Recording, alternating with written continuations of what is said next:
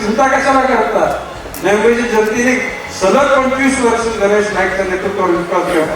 ही जनता गणेश नाईकला जसं तरी स्वतः ताकदीने मोठं बनवलंय, तशा प्रकारच्या किंवा चारी लोकांना निवडून हीच जनता देईल हा विश्वास आहे.